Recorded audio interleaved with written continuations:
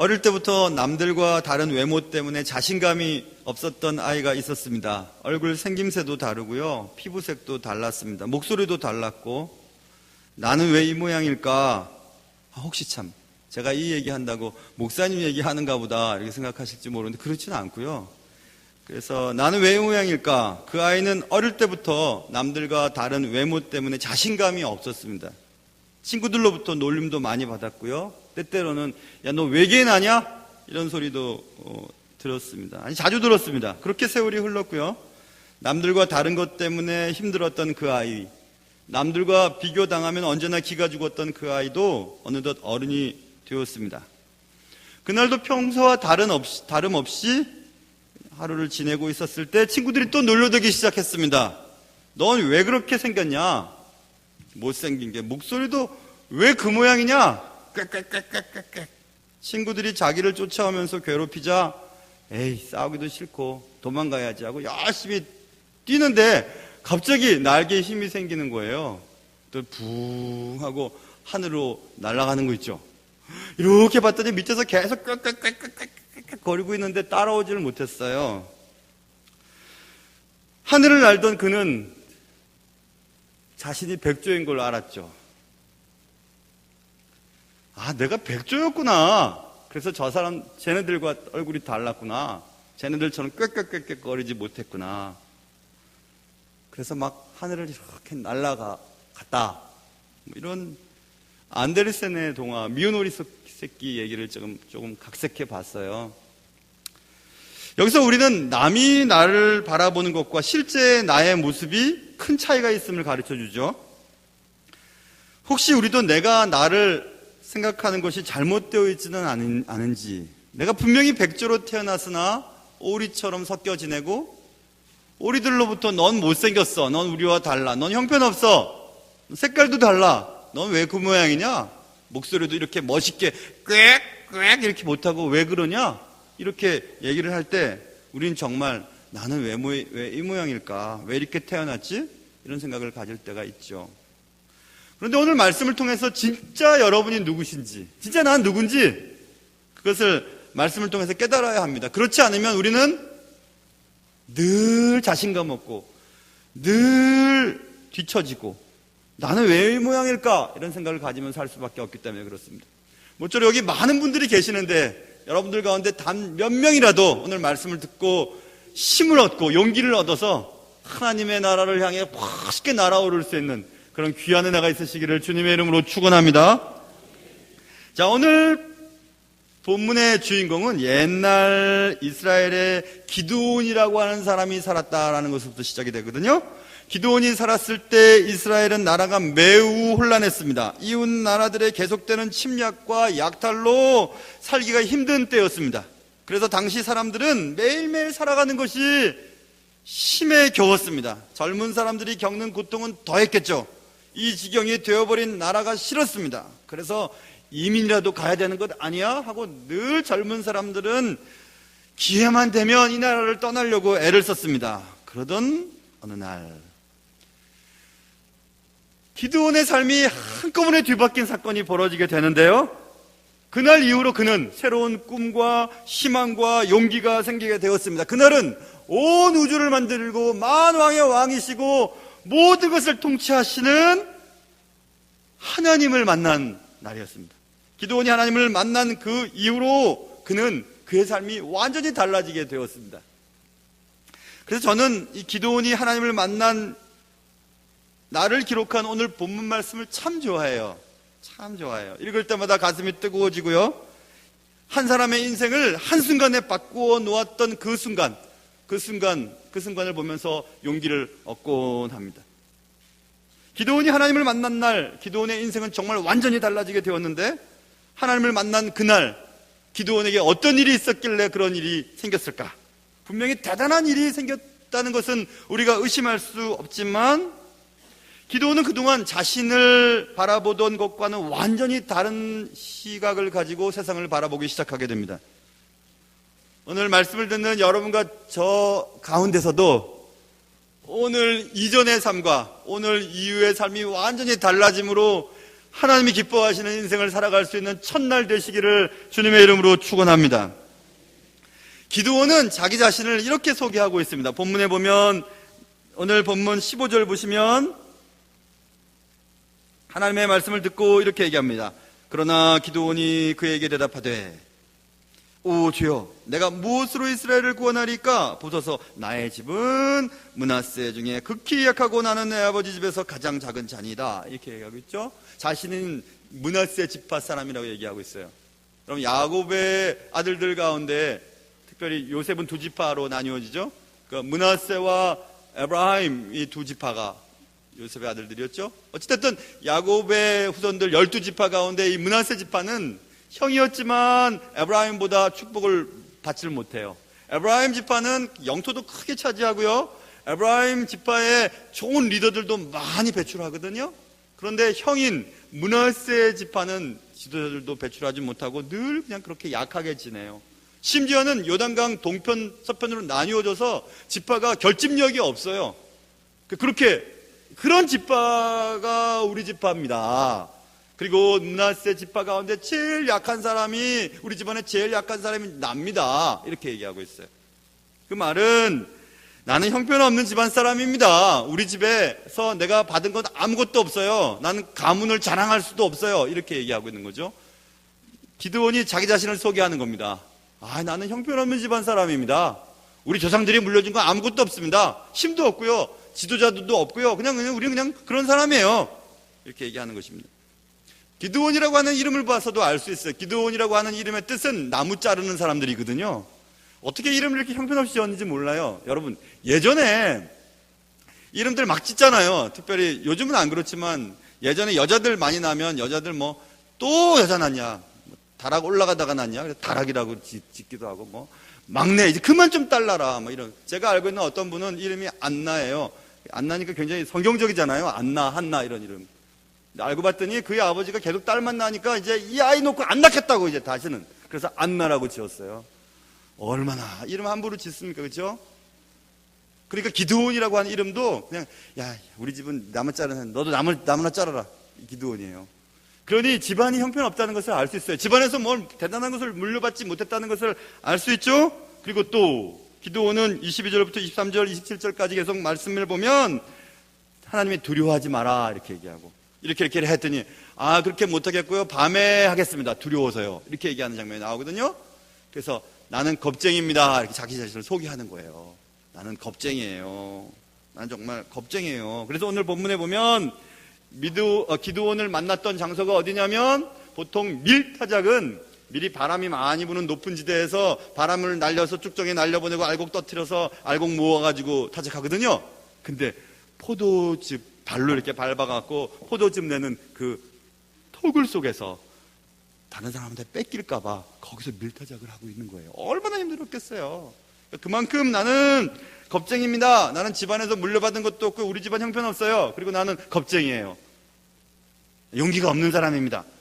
자존감도 없고요. 주눅이 막 들어있는 모습을 볼 수 있어요.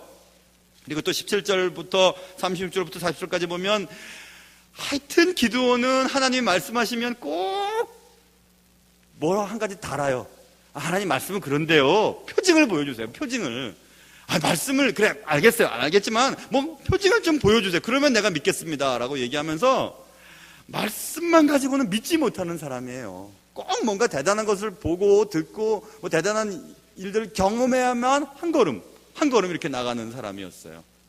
그러니까 기드온은 자기 자신을 바라볼 때 소망이 없는 거예요. 집안에서 물려받은 것도 없고 집안도 그렇고 또 자신의 성품도 막 그냥 용기도 없고 두려워하고 믿음도 없고 뭘 봐야 움직일 줄 아는 이런 사람입니다. 별 볼 일 없는 집안에서 태어났고 겁쟁이고 의심이 많은 이 사람은 앞으로 그렇게 살 수밖에 없는 사람이었어요. 내가 나를 볼 때 나는 어떤 사람인지 한번 생각해 보세요. 나는 나를 누군가에게 소개할 때 어떻게 소개할까요? 좋은 집안, 그리고 좋은 외모, 좋은 키, 많이 배웠다는 것 막 이렇게. 일부 예배 때 그 얘기했더니 본인들도 다 그렇게, 성도들 다 그렇게 생각하시더라고요. 요즘에 키도 차 크고 그냥 공부도 잘하고 얼굴도 잘생긴 사람이 또 높은 자리에 올랐잖아요. 그런 것들을 보면 여기 계신 대부분의 남자들은 기분이 굉장히 나쁩니다. 물론 한간에는 야, 저분 우리 목사님 닮았다고 하는 분이 계시긴 해요. 너무 크게 웃지 마세요. 저도 믿진 않으니까. 그런데 그분을 보면 키도 크고 잘생기고 공부도 잘하고 어쩜 그렇게 그런 분들 보면 모든 남자들은 기분이 상당히 나쁩니다. 물론 잘생긴 사람이 공부도 잘하고 똑똑하니까 좋아는 보이지만 매일 아침 거울 앞에 섰을 때 기분이 굉장히 나빠지는 거죠. 왜 키는 이렇게 만들었을까? 하나님은 공평하시다고 했는데 공평하시지 않는 것 같아요. 저 사람은 저렇게 잘생기게 만들어 놓고 키도 막 쭉 잡아째 놓고 얼마나 멋있는지 몰라요. 제가 봐도.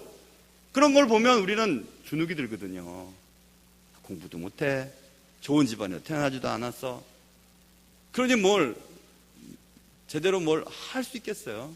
에이, 이렇게 살다 말아야지. 에이, 그래, 금수저 은수저 갖고 태어난 사람도 있지만 나는 흙수저일 뿐이니까. 그래서 그런지 세상을 헤쳐나갈 용기도 없고요. 그냥 매사에 확신도 없고 자신도 없고 그냥 이렇게 살다가 그냥 끝날 것처럼 느껴지는 경우들이 많아요. 그래요. 기도원이 얘기하는 거예요. 난 그냥 그런 사람입니다. 문화지파 사람이고 제일 약한 자 중에 하나이고 겁쟁이고 두려워하고 말씀도 제대로 믿지 않고 뭘 봐야 믿고 뭘 느껴야 믿고 체험해야 한 걸음씩 나가는 그런 사람입니다. 이렇게 얘기를 하는 거예요. 그런 사람은 어떨까요? 그런 사람은 행복하지 않아요. 자신이 없기 때문에. 무엇을 해도 재미없고요. 어디를 가도 자신이 없어요. 그냥 모든 게 빨리 그냥 지나가 버렸으면 좋겠다. 그런 생각 듭니다. 아, 나 왜 이렇게 행복하지 않지? 자신감이 없기 때문에 그렇잖아요. 내가 나를 바라볼 때 뭔가 가진 게 있어야죠. 그런 자신감이 없는 건 없어요. 행복하지 않아요. 또 거기다 대고 너 왜 그렇게 생겼냐? 야, 너 그밖에 못하냐? 너 뭐냐? 이런 얘기 한마디 해보세요. 그러면 갑자기 막 살기 싫습니다. 나가기도 싫고 만나기도 싫고 그래 난 이 정도 사람이지. 또 누군가가 당신은 훌륭한 사람이에요. 당신은 멋진 사람. 한마디만 하면 또 막 살아나요. 그래서 행복이 다른 사람의 한마디에서 이리 갔다가 저리 갔다가 막 왔다 갔다 해요. 다른 사람에 의해서 내가. 그리고 내가 나를 바라볼 때는 자신감이 없고. 그래, 저 사람의 말이 맞을지도 몰라. 뭐 나는 그저 그런 사람이니까 그냥 그렇게 살다가 그냥 끝내는 거지 뭐. 그런데 과연 나는 그런 사람일까요? 내가 나를 소개할 때 기도원이 나는 배운 것도 없고요. 좋은 가문도 아니고요. 성품도 안 좋고요. 믿음도 없고요. 뭘 봐야 믿고요. 뭘 느껴야 믿고요. 체험해야 믿어요. 아무것도 없어요. 이렇게 얘기했잖아요. 근데 그 과연 기도원의 말이 맞을까요? 기도원이 자기를 소개하는 것이 맞는 얘기일까요?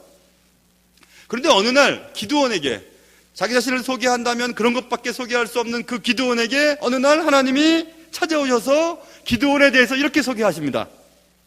제일 처음 기도원에게 뭐라고 하셨죠? 12절에 보면 너는 큰 용사다 이렇게 말씀하셨어요. 아니 겁쟁이여서 지금 포도즙 틀에서 겨우 밀타전하고 있는 나에게 큰 용사라니. Mighty warrior라는 뜻이거든요. 위대한 전사예요. 위대한 전사. 예전에 어릴 때 말입니다. 만화 영화 보면 쥐가 주인공인 만화가 있었어요. 미키마우스 말고 쥐가요 뒤에 행주치마 같은 거 하나 걸치고 마이리 마우스 하면서 막 날아가는 그런 거 있었어요. 여러분 기억나세요? 기억이 안 나는 분은 집에 테레비가 없었던 분들이에요. 기억이 나는 분들은 흑백 테레비라도 있었던 분들이에요. 근데 마이리 마우스 하면서 막 날아다니는 분들이 있어요. 그 생쥐가 말입니다. 막 고양이 수염을 잡고 막 이렇게 치고 저렇게 치고 막 빌딩 위를 날아다니고 막 그래요. 그 얘기예요.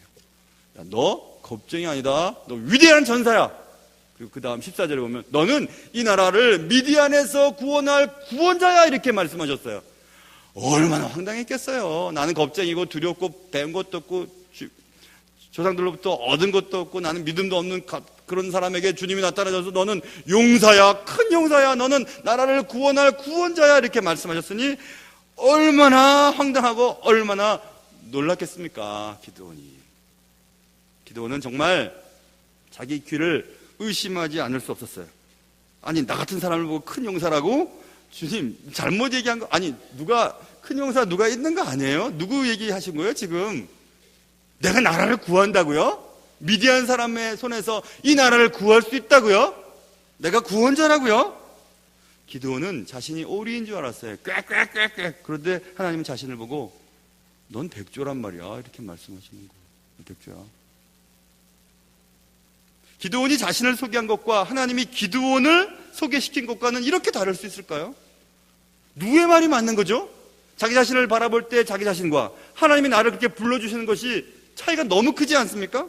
근데 역사는 말하고 있어요. 히브리서 11장 보면 삼손 대단하잖아요. 그죠? 잘생기기도 하고 뭐 힘도 좋고 막 여자들도 막 따르고 그거 좋은 거 아닌가? 아무튼 삼손도 있었고 그다음에 다윗도 있었고 사무엘도 있었고 여러 선지자들이 이름을 쭉 거론하면 그 앞에 기드온, 바락, 삼손 이렇게 얘기해요. 기드온을 그걸 같이 세워놓았어요. 히브리서 11장 32절 내가 무슨 말을 더하리요 기드온, 바락, 삼손, 입다, 다윗 및 사무엘과 선지자들의 일을 말하려면 내게 시간이 부족하리로다 이렇게 말하고 있거든요. 그 기드온이 역사적인 영웅이래요. 믿음의 영웅이래요. 과연 기드온은 민족의 영웅, 믿음의 영웅의 자리에 들고야 말았거든요. 그렇다면 기드온이 자신을 소개한 것, 나는 형편없는 사람이에요, 받은 것도 없어요, 나는 겁도 많아요, 의심도 많아요, 믿음도 약해요, 이렇게 얘기하는 그가 하나님이 말씀하신 너는 큰 용사란 말이야, 너는 나라를 구원할 구원자야 라고 말씀하시는 것에 어떻게 맞는 거죠? 그런 차이점이 왜 이렇게 크죠? 혹시 내가 알고 있는 나도 하나님이 나를 부르시는 것과 큰 차이가 있는 것은 아닐까요? 나는 기도 이만해요, 나도 공부도 못했어요, 나는 우리 조상들로도 받은 것도 없어요, 나는 믿음도 없어요, 나는 혼자 겨우 신앙생활해서 겨우겨우 예수님을 믿으려고 애를 쓰고 있는 이런 사람이에요. 난 진짜 어떤 사람일까요? 내가 나를 바라보는 것과 하나님이 나를 바라보시는 것에 결정적인 차이가 있죠. 그 차이의 기준이 뭘까요? 왜 똑같은 내가 나를 바라보는 것과 하나님이 나를 바라보는 것의 차이가 이렇게 큰 것일까 한번 생각을 해보세요. 그것은 이렇게 이해하면 돼요. 인간이 인간을 판단할 때의 근거는, 기준은 과거의 행적을 통해서 오늘을 판단해요. 그래서 어떤 회사에 서류를 낼 때는 레주메라고 하는 이력서를 제출하잖아요. 그 사람이 공부한 거, 그 사람의 자란 환경, 그 사람이 학위를 있는지 없는지, 외국어는 어느 정도 할 수 있는지, 무슨 자격증은 있는지 없는지 그것을 판단하고 이 사람은 괜찮아 하고 통과시키거나 괜찮지 않아 하고 탈락시키잖아요. 그래서 인간이 인간을 판단하는 기준은 유일하게 과거예요. 과거를 근거로 해서 오늘을 평가를 내리는 거예요. 그렇죠? 그거 맞죠? 과거의 업적과 성취도를 근거로 하여 현재를 판단하죠. 역시 좋은 학교 나왔으니까 다를 거야, 저 사람은.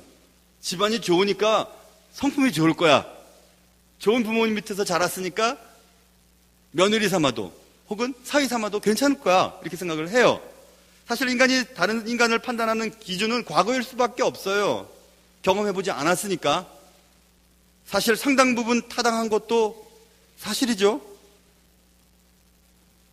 근데 한번 보세요. 이제 대선이 끝났으니까 만약 다시 한번 대통령 선거를 한다고 한번 생각해 보세요. 후보 3명을 제가 거론할 테니까 어떤 후보가 적당한지 여러분 마음속에서만 품으세요. 난 1번이다. 그리고 난 2번이다. 하고 싸우시지 말고 1번, 2번, 3번의 후보에 대해서 알려드릴게요. 1번 후보는 이런 사람이에요. 점을 많이 쳐요. 뭐 결정할 때 점을 많이 쳐요. 그리고 애첩이 2명이나 있어요. 줄담배를 피는 사람이에요. 그리고 마틴이라고 하는 아주 독한 술을 늘 마시는 사람이에요. 1번. 2번 후보자.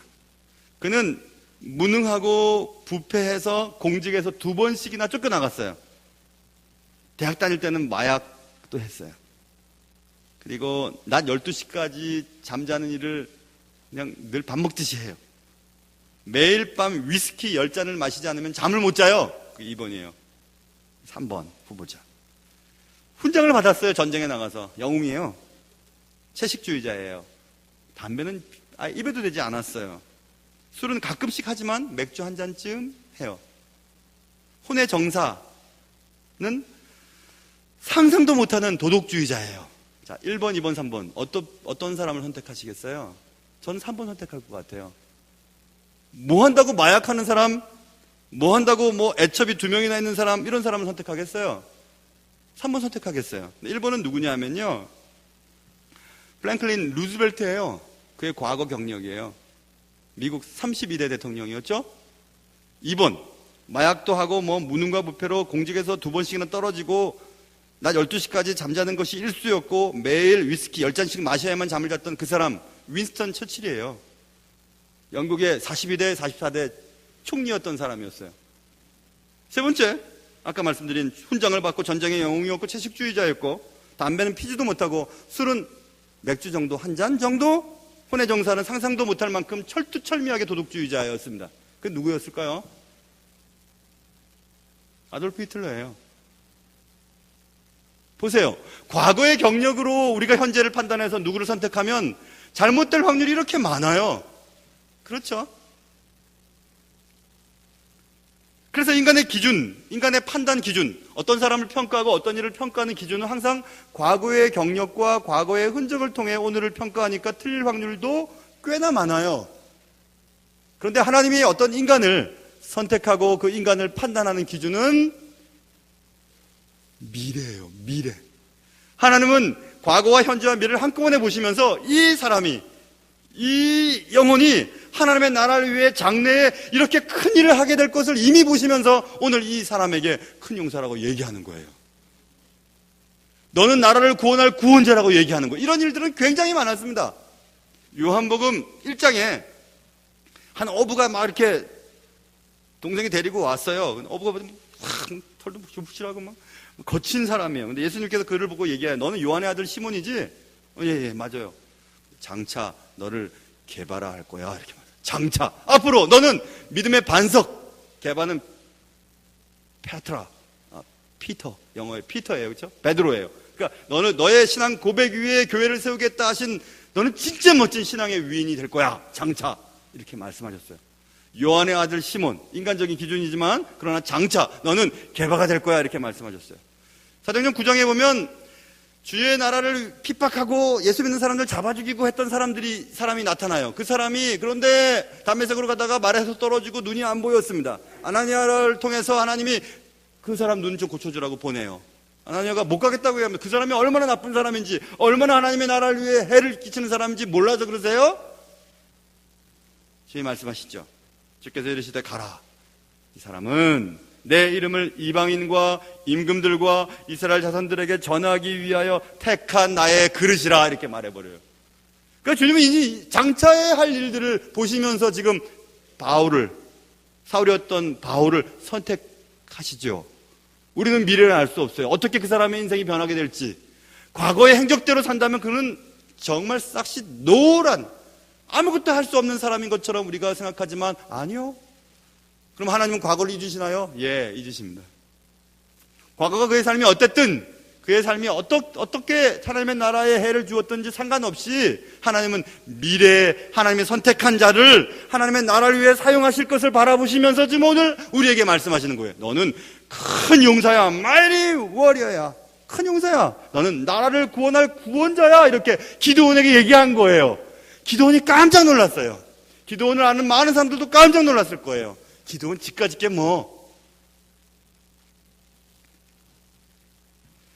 지금은 이렇지만 앞으로 뭐가 될지 누가 알겠습니까?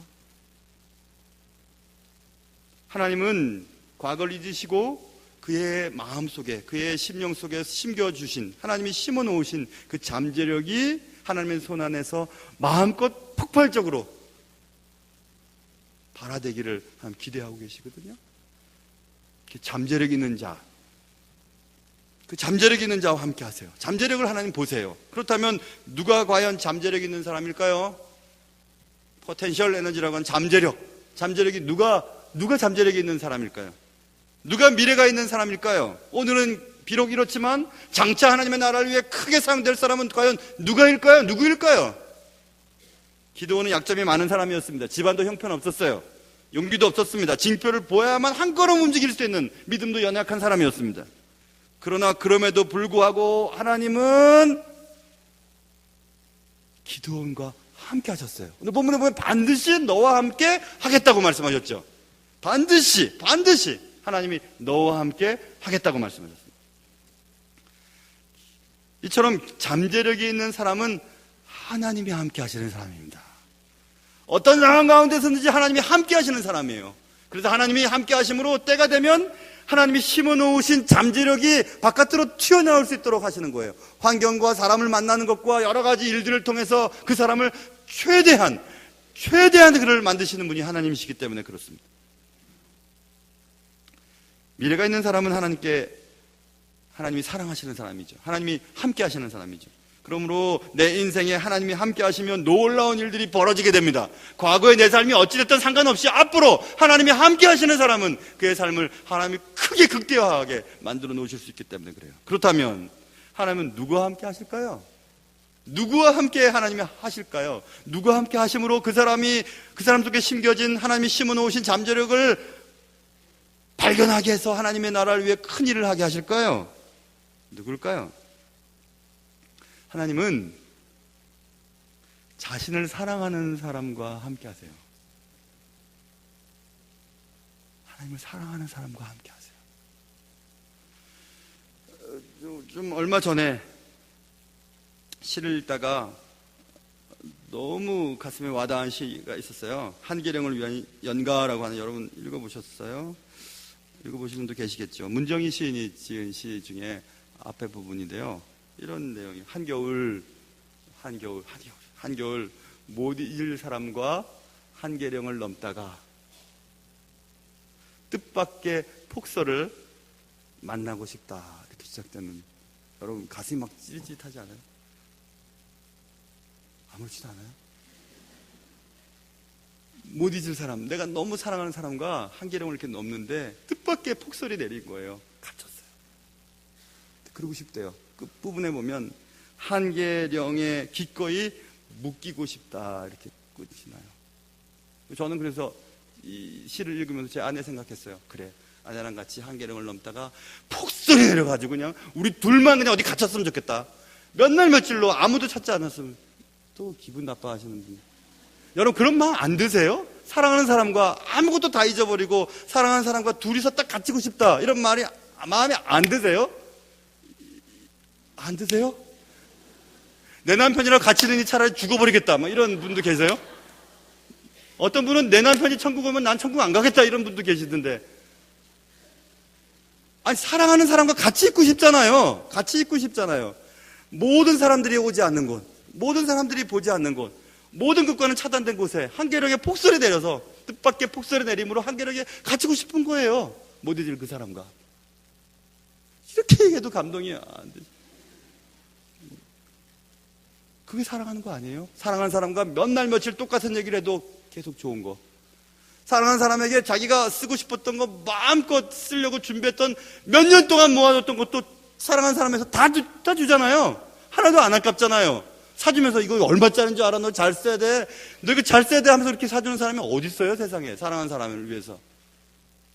제 아내가 가끔씩 그래요. 2만 원만 달라 그러면 꼭 저는 4, 5만 원 줘요. 왜 그런지 아세요? 2만 원 필요한데 더 많으면 좋으니까. 아들도 그래요. 아빠, 나 1,000원만 줘. 그러면, 야, 1,000원이 뭐냐? 1,500원 줄게. 500원 더 줘요. 사랑하는 사람은 더 주고 싶잖아요. 더 주고 싶죠. 사랑하는 사람에게 뭘 주면서 아예 아까워 그런 사람이 어디 있어요? 여러분, 하나님 사랑하세요. 여러분이 하나님을 사랑한다면 여러분의 속에 심겨진 잠재력이 어느 순간 과거의 행적들은 상관없어요. 과거가 내가 어떤 집안에 태어났고 어떤 삶을 살았는지 상관없어요. 하나님이 여러분을 큰 용사 만드시고 나라를 구원하시고 하나님의 위대한 축복의 통로로 만들게 되실 줄 여러분 믿으시길 바랍니다. 그러려면 하나님을 사랑하고 하나님을 사랑하는 자는 하나님이 함께 하세요. 하나님이 함께 하시면 그런 일이 가능하거든요. 정말 그러면 여러분 하나님 사랑하시는 생각해 보세요. 하나님 앞에 예배 드리는 거, 하나님 앞에 기도하는 거, 하나님의 말씀을 읽는 것이 그렇게 좋으세요? 아니면 예배 시간은 이렇게 왜 맨날 준비하는지, 목사님이 안신령 갔다 왔고 맨날 10분씩 늦어지고 5분씩 늦어지고 옛날엔 정확히 끝나든지 요즘엔 왜 맨날 그러는지라고 하는 분이 한 분 계시다는 건 내가 알아요. 한 분 계셔요. 하나님 말씀을 듣는 시간이 재밌지 않아요? 하나님 말씀 듣고 하나님 앞에 예배하는 시간이 너무 귀하지 않아요? 하나님 앞에 예배하고 하나님 만나는 시간이 예배인데요. 그래서 결국 요약해보면요, 하나님이 사랑하시는 사람은 예배 잘 듣는 사람이에요. 예배 잘 듣는 사람. 자꾸 그냥 뭐 졸든지 말든지 예배 시간만 되면 그냥 꼭 앞에 자리에 앉아있는 분이 계시잖아요. 앞에 자리에 앉아있으면 얼마나 도움이 많이 되는지 몰라요. 뒤에 앉아있으면 졸아도 보이지도 않지만 앞에는 졸 수도 없어요. 그러니까 막 눈을 크게 뜨고 그냥 뭐 지켜보니까 은혜가 되죠. 1부 예배도 드리고 2부 예배도 드리는 분이 계세요. 우리 장로님들은 대부분 그러시고, 그런 분들이 훨씬 더 은혜가 되죠. 말씀 또 듣고 또 듣고 또 듣고 하니까. 에이, 당신 사랑하긴 하는데 당신이랑 만나긴 싫어. 그런 사람이 어디 있겠어요? 당신 너무너무 내가 사랑하지. 근데 당신을 위해서는 1,000원 한 장도 쓰고 싶지가 않아. 그런 사람이 무슨 사랑하는 사람이겠어요? 주님 사랑합니다. 주님 사랑합니다. 하나님 나 사랑합니다. 하나님 막 이렇게 얘기하면서 주님 앞에 드리는 헌금은요, 아이고, 이건 진짜. 몇십 년 전에 드렸던 그 헌금 수준이 넘어가지도 못하는 분들도 계세요. 왜 그런지 정말 나는 이해는 해야 되겠지만 이해가 사실 잘 안 돼요. 하나님 사랑한다며요. 하나님 사랑하는데 하나님의 사랑한 대상을 위해서 하나님이 기뻐하는 일을 하는데 그렇게 아까워요? 하나님 안 사랑하는 거예요. 여러분 남편이 여러분 아내가 여러분 사랑한다고 하면서 여러분에게 돈 쓰는 거 아까워하면요, 여러분 안 사랑하는 걸 겁니다. 절대 안 사랑하는 거예요. 하나님은 자신을 사랑하는 사람과 함께하기를 기뻐하세요. 하나님이 함께하시는 사람은 하나님께서 그를 세우세요. 하나님이 그에게 심겨 놓여진 그 잠재력, 포텐셜 에너지를 어느 순간에 터뜨리시는 날이 있으세요. 그러면 큰 용사도 되고 나라를 구원할 수도 있고 하나님 나라를 위해 큰 일도 막 할 수 있는 겁니다. 그가 어떤 집안에 태어났든지 어느 정도 공부를 했는지 어느 정도의 키를 가졌는지, 물론 요즘에 키 크고 잘생긴 그분처럼 잘생기면 좋겠지만은 하나님이 꼭 매번 실수하실 수 있나요? 가끔 그렇지. 아무튼 그래서 하나님은 그렇게 하나님을 사랑하는 자들과 함께 하세요. 그래서 많은 약점과 실수에도 불구하고 예배에 꼬박꼬박 나오는 사람에게는 언젠가는 기회가 주어져요. 기회가 주어져요. Who am I? 난 도대체 누구냐? 나는 지금 도대체 뭐냐?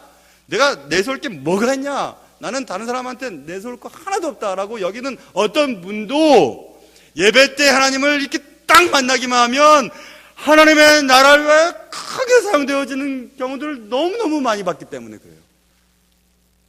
그래서 여러분, 오후 예배 나오세요. 그리고 수예배 나오셔요. 할 수만 있다면 새벽 예배는 한 3번 정도, 2-3번 정도는 나오세요. 금요 기도회 때는 금요 기도회 때 나와서 기도해 보세요. 금요 기도회 기도하는 건 참 좋습니다. 혼자서 기도하면 기도하는데도 기도에 나와서 같이 기도하면 목사님 막 이렇게 앞에서 인도해 주시면 몇 번이나 기도할 수 있어요. 찬양할 때 은혜 받을 수 있잖아요. 얼마나 좋아요. 내가 생각하는 나는 그리 중요하지 않아요. 왜냐하면 나는 나의 약점을 너무나 잘 알고 있거든요. 내가 했던 일들 다 실패하고 내가 했던 일들 다 엉망되고 내가 했던 일들 다 잘 안 됐던 거 너무너무 많이 알고 있거든요. 그래서 내가 나를 생각하면 행복하지 않아요. 또 그럴 테니까. 또 남이 바라보는 나에 치중하면 행복했다가 행복하지 않았다가 그래요. 저 사람이 나한테 한마디만 하면 좋아요. 좋은 말 하면. 한마디 나쁜 말 하면 너무 싫어요. 그럼 내 행복은 저 사람에 의해서 왔다 갔다 하는 거예요. 가진 것에 의해서 왔다 갔다 하고 배운 것에 의해서 왔다 갔다 하고 다른 사람의 평가에서 왔다 갔다 하고, 그러니 행복했다가 행복하지 않았다가 행복했다가 행복하지 않았다가 오늘은 살 것처럼 하다가 내일은 죽을 것 같고 막 그러고 왔다 갔다 하는 거죠.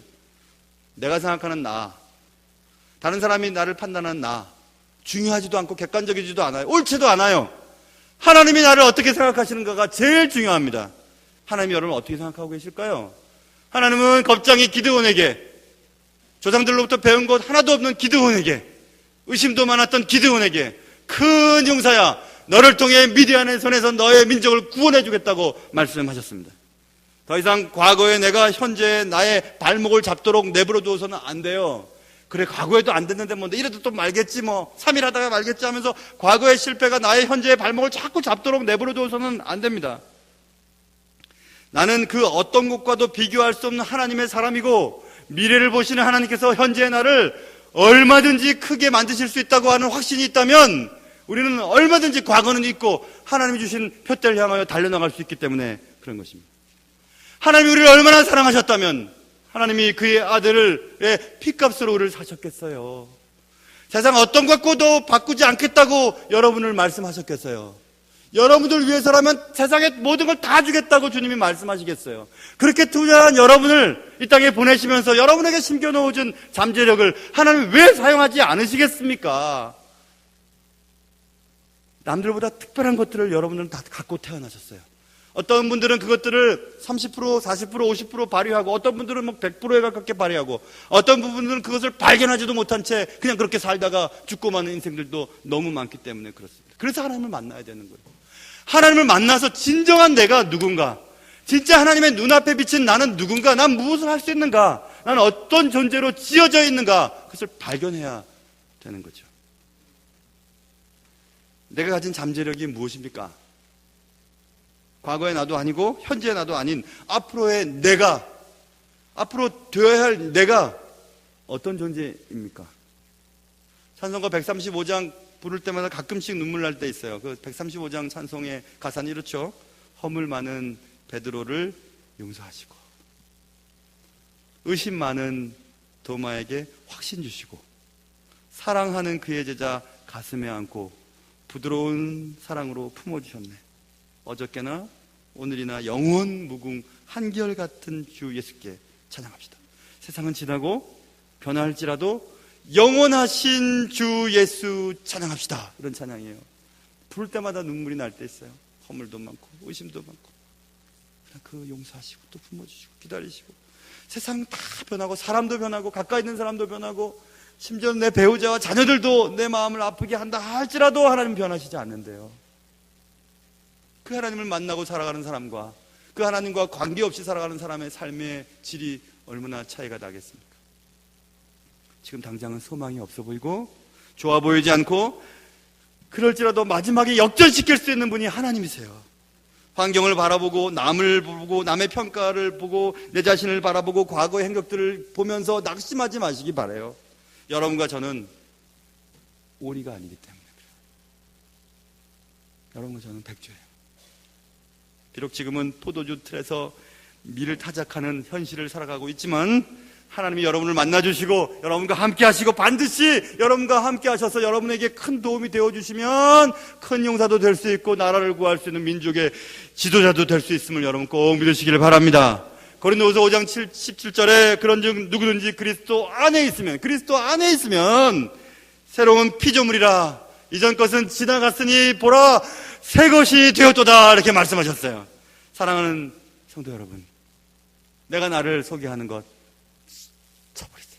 다른 사람이 나에 대해서 평가하는 것 잊어버리세요.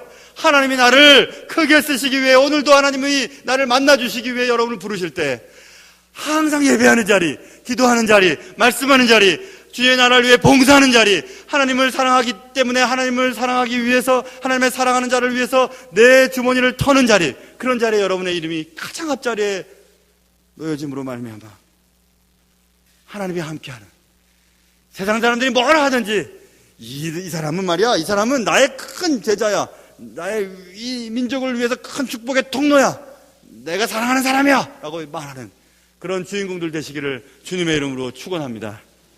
기도하겠습니다. 하나님 아버지, 내가 나를 바라보면 가진 사람들과 비교해보면 얼마나 낯설고 얼마나 자존심 상하고 얼마나 주눅이 들고 얼마나 앞에 나가기 싫은지요. 그리고 남이 나에게 한마디 던지는 말 때문에 얼마나 괴롭고 얼마나 힘들고 얼마나 마음이 상하는지요. 그러나